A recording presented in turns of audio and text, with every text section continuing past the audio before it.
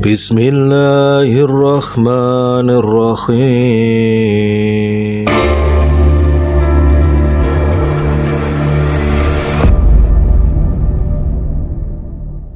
Assalamualaikum warahmatullahi wabarakatuh, Ustaz. Waalaikumsalam warahmatullahi wabarakatuh. Alhamdulillah Ustaz, kita berjumpa lagi. Dan dalam beberapa hari ke depan ini insya Allah kita sudah bisa menyambut datangnya bulan suci Ramadan. Insya Allah hari Sabtu, sisi lain dari Ramadan khususnya di tanah air, mungkin lebih spesifik di kalangan masyarakat Jawa, itu menyambut Ramadan ada istilahnya adran.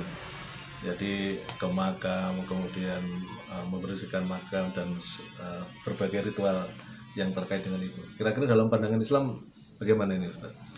Ya, kalau dalam pandangan saya selaku seorang Muslim yang mendasarkan kepada apa yang dilakukan oleh Rasulullah, para sahabat, paling tidak Rasulullah, sahabat, kemudian tabi'in, para ulama-ulama salaf, itu memang tidak seperti yang kita saksikan di masyarakat, termasuk masyarakat Jawa.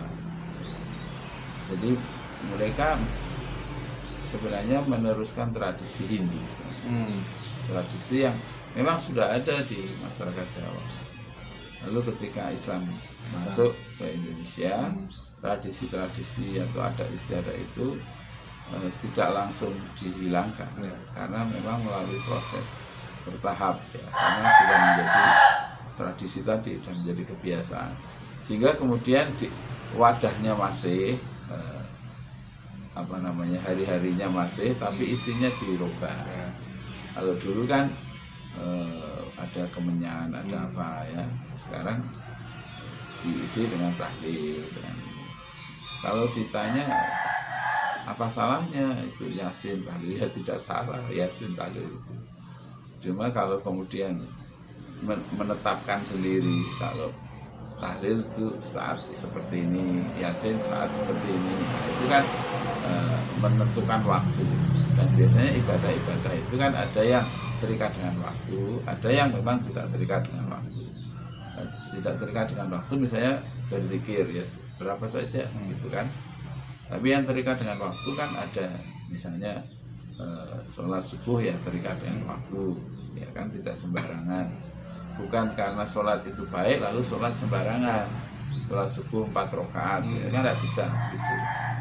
Nah, itulah yang kemudian menjadi ikhtilaf, ya, perbedaan di kalangan kaum muslimin mengenai adat-adat itu. Sebagian itu sangat mengagungkan adat, ya, bahkan menganggap yang tidak melakukan itu dianggap ya apa namanya, Kurang Nusantara. ya seperti model-model seperti itu. Tapi kalau menurut pendapat saya yang paling aman ya begini, Pak, kan ada misalnya ru'yah melihat bulan. Kalau sudah lihat kan aman, sudah pasti itu. Meskipun sebenarnya mungkin sebelumnya sudah ada tapi tidak terlihat. Nah, itu kan namanya aman. Itu kan banyak orang memilih aman. Nah, sudah pasti benarnya gitu. Kalau hisab sebenarnya akurat, cuma kan tidak semua orang mampu melaksanakan. Nah, seperti begini, di dalam keterangan hadis kan tidak boleh orang mengkhususkan, misalnya setiap Jumat saya mesti harus puasa, setiap Sabtu saya puasa, mengkhususkan hari tertentu yang tidak dilakukan oleh Rasulullah, para ulama dan sebagainya. Dan ada keterangan yang jelas sekali, termasuk jangan mendahului puasa Ramadan dengan 1 hari atau 2 hari berpuasa. Misalnya satu Ramadan hari Sabtu terus Jumat puasa, atau Senin Kamis dan Jumat, kecuali kalau dia memang kebiasaannya Senin Kamis, kebetulan Ramadan misalnya hari Jumat atau Ramadan hari Kamisnya dia tidak apa-apa, bukan karena mendahului Ramadan, tapi karena kebiasaan puasa Senin Kamisnya kan. Nah, jadi kalau ada kematian, ada orang mati, ya, kalau dahulu zaman Rasul kan, oh ini gerhana ini karena ada kematian atau kelahiran, Rasulullah sholat terus mengumpulkan dan kemudian berkhutbah memberi penjelasan bahwa gerhana itu bukan karena kematian gitu kan.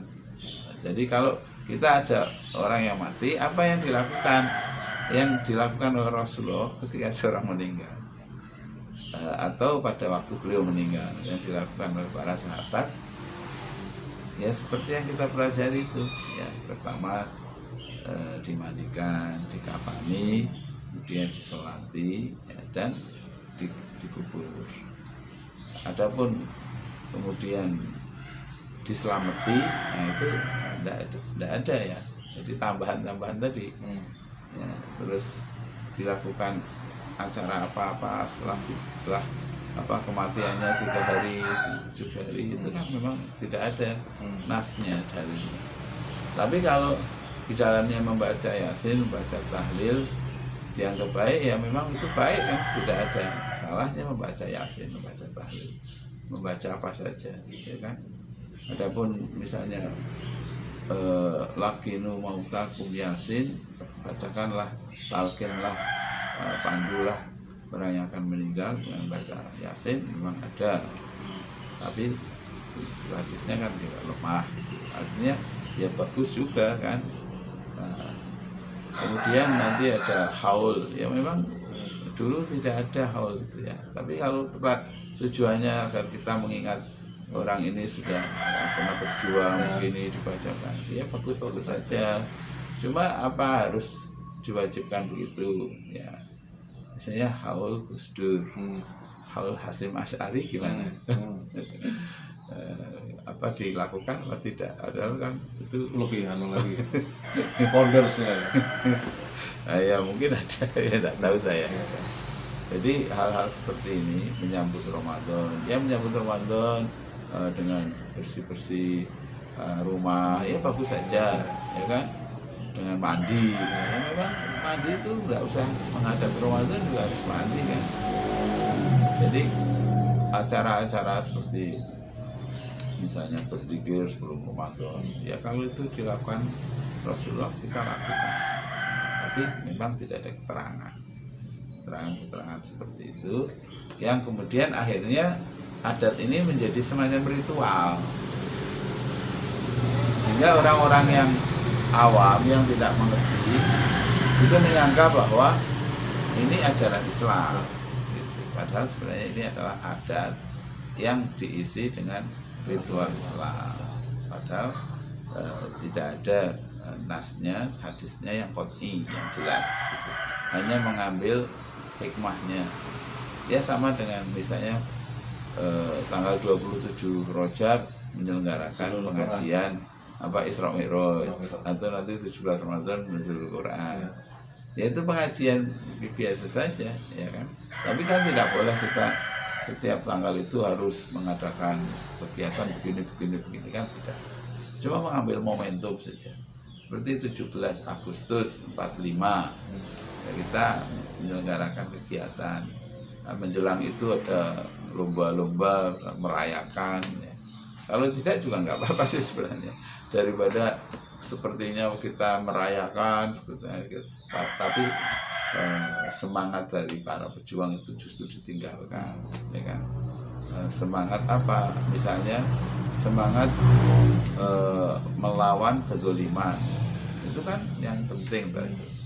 Sementara kezaliman masih merajalela dibiarkan. Semangat kemandirian, kedaulatan, impor. Tadi saya juga mendengar itu tentang apa saja impor saya. Kita bodoh sekali kita. Impor yang bodoh dia. Ya impor. Bagaimana ya? Karena ya itulah kondisi. Jadi orang itu, kalau orang yang tidak berilmu kan selalu ini kebiasaannya apa gitu. Jadi itu yang dijadikan pegangan. Padahal tidak semua kebiasaan atau tradisi itu bersumber dari Al-Quran atau dari ajaran Islam. Nah itu masalah yang sangat serius sebenarnya. Tapi saya dalam posisi silahkan yang mau nyadran, yang mau silahkan saja. Prinsipnya boleh, tapi jangan terus seolah-olah kayak mewajibkan diri gitu ya. Ya, gitu aja ya. Ya itu kegiatan. Bagus-bagus saja. Ya, bagus saja. Biar saja. Yang yang tidak setuju ya tidak apa-apa, yang setuju ya tidak apa-apa, pokoknya damai-damai saja. Maksudnya sebagai kaum muslimin kita lebih mengedepankan persatuan, jangan sampai kita dijajah lagi ya dalam bentuk yang lain. Dulu dijajah oleh Belanda, oleh Jepang, ya kan. Ya itu aja, bagaimana rakyat kita itu terbebas dari kemiskinan. Ini kan lagi akan ada krisis pangan kan, dunia kan akan mengalami. Rusia sebagai penghasil pupuk gandum juga terbesar kan, itu nanti kan jadi persoalan ya, termasuk gandum dan sebagainya. Nah, jadi musimnya juga sekarang seperti itu, anomali, kemudian krisis perang itu yang terus belum tahu kapan berakhirnya kan, Rusia dan Ukraina itu. Nah, sementara Ukraina sendiri malah harusnya netral saja, dia di perbatasannya, dia di Eropa kan. Eropa kan menghindari betul trauma perang dunia. Nah, sekarang malah presidennya malah mau bikin nuklir, mau ini, mau masuk ke NATO. Karena pelawak dia. Nah, ya jadi seperti temannya yang di Indonesia itu. Ya repot kalau nggak ngerti ya kan. Akhirnya ya malah diserang. Nah, Indonesia itu kalau tidak tahu juga posisi dan sebagainya, jadi akhirnya terombang-ambing kayak buih di lautan. Harusnya kan orang itu punya sikap, punya pandangan ke depan, punya langkah-langkah yang strategis untuk mengamankan bukan hari ini tapi untuk masa depan, ya kan. Nah, itu di luar romantis. Baik, terima kasih Ustadz atas segala penjelasannya. Mudah-mudahan kita semua bisa menyambut Ramadan dengan sepenuh hati, penuh keikhlasan, sehingga kita mendapatkan lalakum takunnya itu. Terima kasih. Assalamualaikum warahmatullahi wabarakatuh. Waalaikumsalam.